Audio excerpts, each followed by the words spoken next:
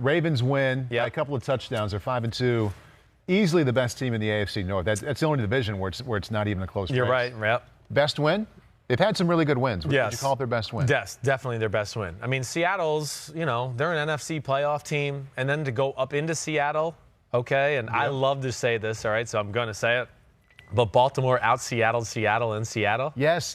You knew I would have that one highlighted and circled. Good, yes. So break that down. Well, I mean, Seattle is, we're the home team. We're the bullies. We're going to out-physical you. Our quarterback's going to make a few freaky plays to win the game, and we're going to send your ass home unhappy. Yeah. Well, it was the exact opposite. It was our defense was the bullies. We're going to create turnovers with our defense, and then our quarterback's going to be the freak show out here today and make a few plays that'll be the difference in the football game. And that's what I mean by that more than not. This was a very close football game. It really was. I mean, it's going to go down to the end if the mistakes aren't made by the Seattle Seahawks. And, I don't know. Where do you want to start? You want to go Ravens all or Seahawks? What do you want to do? I want to start Ravens offense. Yeah, okay, cool. I want to start Ravens offense. Yeah. Another thing I have circled that you wrote down about Lamar Jackson, it says, like Cam Newton in his prime, he's getting great looks to throw against because the defense is afraid of his legs. Yes. It's understandable. Right. What are those looks he's getting? He gets a lot of just normal 3 deep or, it's man-to-man and we're just going to pack the box. And it's just, okay, here I got it. There's no disguise because nobody wants to get out of position in case, they snap the ball, set hut, and all of a sudden they have 2 guards pulling to the right. And you're like, oh, we were disguising a blitz to the left and then we were going to move back. And, so teams are scared to do that. So they're always worried about, hey, let's play simple because let's get our run fits right so he doesn't gash us for a 60-yard run down the middle or Mark Ingram doesn't gash us up for 12 yards every time. Yeah. So he gets a lot of optimal passing looks, which is fine. He's getting those looks because of him and his talents, and that's why they're getting them. So they don't need to reinvent the wheel in the pass game a lot of the times because they can run some normal everyday pass concepts that are going to work because the defense is in something really bland and normal too. And how often have you been able to say, and you're not going to know off the top of your head, but not very often at all, can you be complimentary of a quarterback and really excited about what he did in the future when he only had single-digit completions and he completed less than half his passes? I can when the other part of your offense is all dictated around you too, which is the run game. I mean, the run game and especially, his design quarterback runs, their ability to stay patient with up-the-middle runs with Edwards and Ingram is because of his ability to get on the edge and scare people that way, let alone his scrambling. That is the other thing. And that's really, that's where the game was won, oddly enough, was not the quarterback design runs. And we'll get into, like, some of the plays that happened for the touchdown on the 4th and 2. But, on the first drive of the game, or I want to say, it was the first drive of the game. One of the big plays is a scramble, a 5-man rush. I hate 5-man rushes. You know that. Yep. And if you're going to rush for a 5-man rush, somebody's got to be accountable to where Lamar Jackson is. And, just to paint this picture for everybody, Lamar Jackson's in the shotgun, set HUD, gets the ball. They blitz the nickel corner off his right side, right? Okay. Now, so he sees that off his right side. So automatically he's already scooching to the left because he goes, oh, gosh, that guy's not blocked. I got to kind of scooch to the left to buy myself time. But within that, the defense end on that side is stunting and looping in. So there's no contain. So now he just gets to run around the edge for 30 yards. His 2 biggest runs of the day came on 5-man pressures with bad gap integrity or bad, awareness of Lamar Jackson and his skill set. And they were game-changing moments that helped this offense out. Yeah, last couple of weeks, no touchdowns, no picks from Lamar Jackson. He has 268 rushing yards. It's amazing what they're doing. The way they're having a successful offense is different than most everybody else. I want to throw out 2 numbers for you. Please I don't expect you to know what they are. Yeah. But in the 3-game win streak, as it relates to Lamar Jackson and what he's doing, one of the numbers is 47. Okay. And one of them is 49. Huh. He has 47 rushing attempts and 49 pass completions. Wow. And I would guess 2 months ago at training camp, they weren't thinking, this is how we're going to do it. No, I don't think they were. But kudos to them for adjusting however they've adjusted to being this offense now that they're not completing 50% of the passes, at least they didn't yesterday. Yeah. but yet everybody's afraid of him. Yeah, well, they are, and they're going to be more afraid of them when they get Hollywood Brown back in the fold, right? too. That's going to be another element that's going to scare you, because then, you know, he's going to be able to, oh, you want to come down here and stop Lamar? Well, he'll throw a bomb over the top to him. But yes, it's a credit to him. It's amazing what he's doing. Mm-hmm. He does not take a lot of huge car crash hits. Right. He has a great knack of like, oh, I'm about to get crushed. Let me get sideways and get to the ground. And yeah, he gets hit, but nobody gets him square. And, you know, and his throwing is good too. Now, you know, yeah, yesterday, you know, it wasn't his best day, but they decided to play like, oh, our defense can stop their offense and we're going to run the football and we don't need to take chances passing the ball. Mm-hmm. And he played it the right way from that standpoint.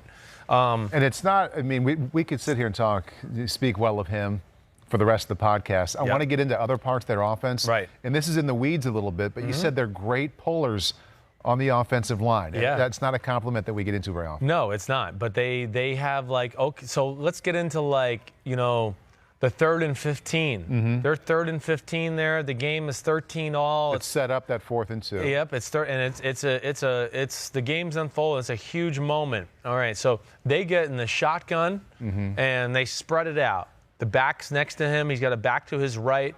They let the back like fake the run to the left as he goes across to the left side of the formation, and he keeps the ball. Now, within keeping the ball, the center pulls, the backside left tackle pull, and now here he is versus a 2-deep look, right? With only one linebacker in the middle because they're thinking it's 3rd and 15. They're going to throw the ball, surely. Right. And the defensive tackles are wide. They pull it up there, and now he's running scot-free with 2 guys in front of him as everybody's trying to converge, and he gets 13 yards on a 3rd and 15. Right. Very next play. Now, you know, just what we just saw the clip. Let's go for it. Yeah, coach, let's go for it. They go out there. There's not one running back on the field, and there's not one wide receiver on the field. So they have, again, to paint the picture, they have, it's a heavy set. So one of their tight ends is an extra tackle to the right, all right? Now there's an actual tight end outside of the tackle tight end, okay? So they have, what I want to make sure, 4 big people to the right. Hayden Hurst, the other tight end, is next to him in a 3-point stance as he's in the shotgun.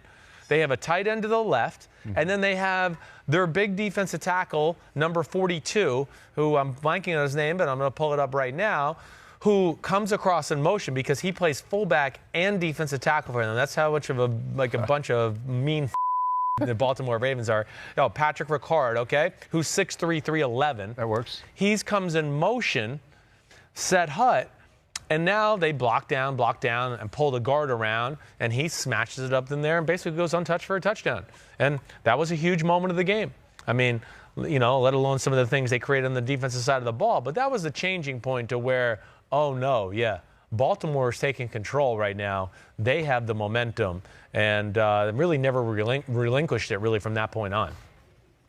Seahawks defense? Seahawks defense. You know, it's good. Jerron Reed being back, they did a great job stopping the run. Mm-hmm.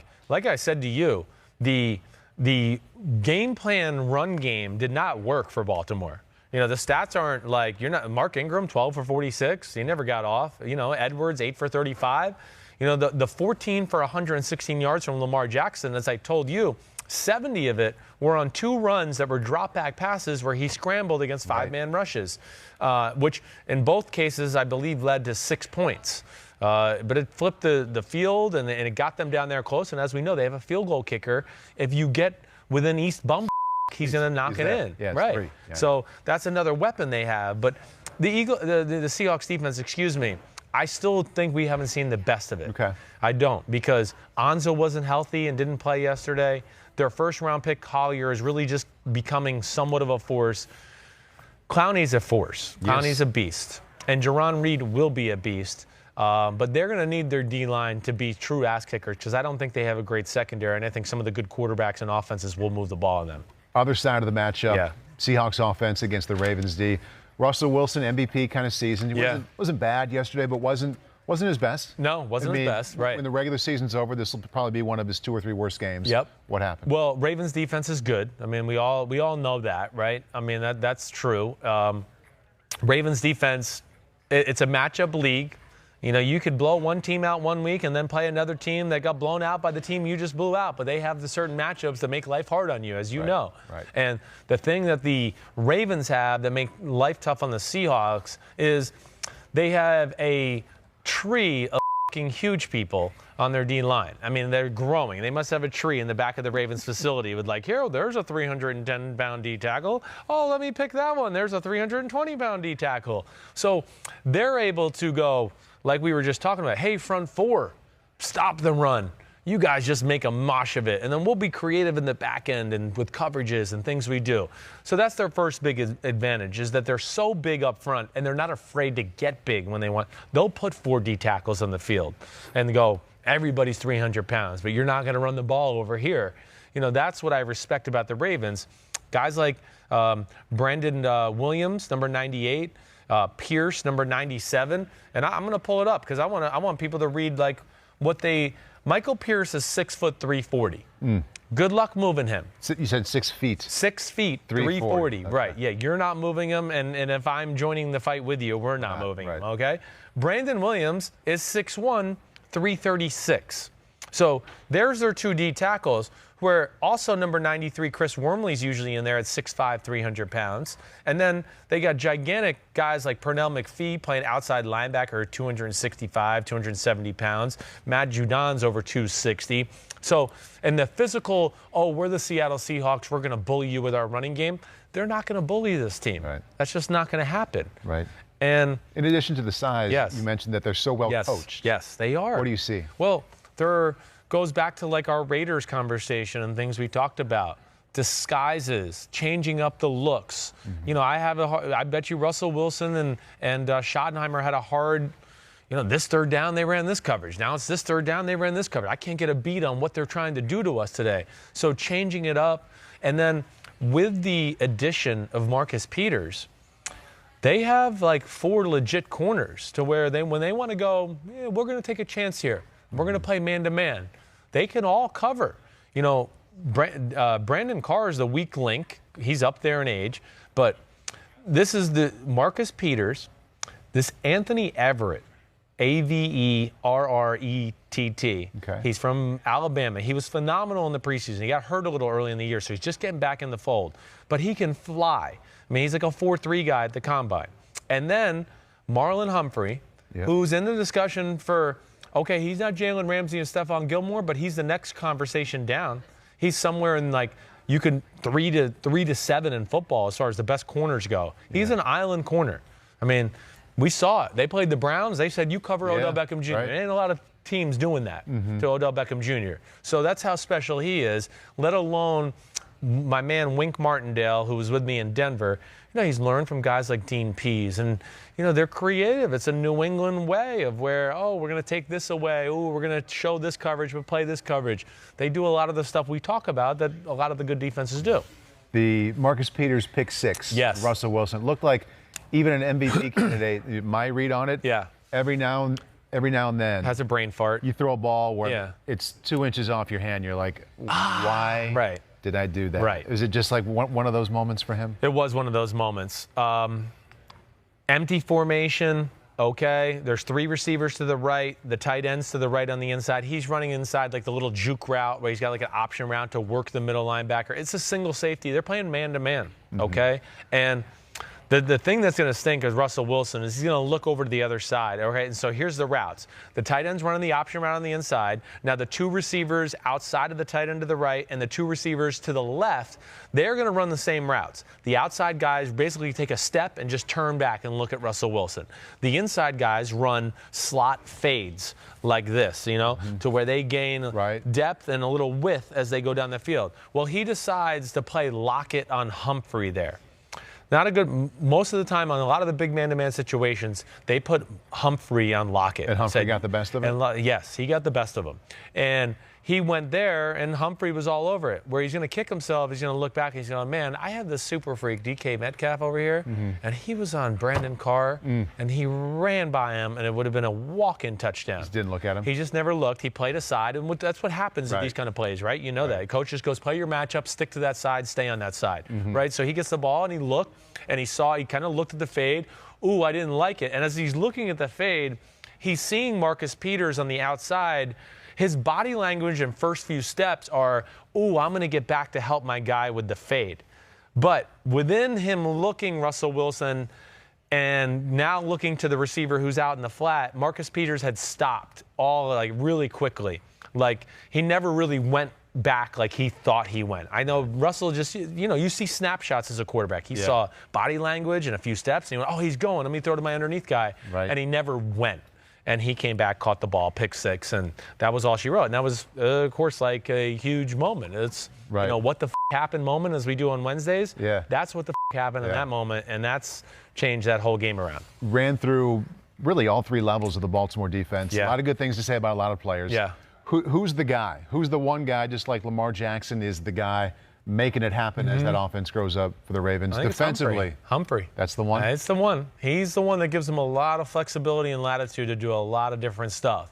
And the fact that they have these three corners now, they can't rush the passer like they can in years past. So I bet you they got Marcus Peters going, we got to play some man-to-man, and we're going to have to blitz if we want to beat Brady and people like that in the playoffs. Which is coming up in a couple weeks. Right. If they want to beat Patrick Mahomes the next time around, if he's healthy and all that. I think they realize, we can't win the way we were playing. We're going to have to probably change the script for those teams, and that's why they go and trade for a Marcus Peters. At least that would be my estimation there. But Humphrey is the big player there that I go, ooh, yeah, he's special, and he allows them to do a lot of different things. I also would question, just the game plan overall of the Seattle Seahawks. When you're missing two offensive linemen, I don't know, what would make you think you're just going to smash it down the Baltimore Ravens' throat of all teams to go, oh, we have no Dwayne Brown, we have no G.J. Fluker, no problem. Yeah, okay, maybe against some teams, but not against the Ravens. I would have liked to have seen them maybe spread it out more and play a space game instead of trying to play a phone booth game. You're not going to win too many phone booth games against the Baltimore Ravens. Hi, I'm Mike Tirico, and thanks for watching. Make sure to hit subscribe for the latest news and highlights from NBC Sports.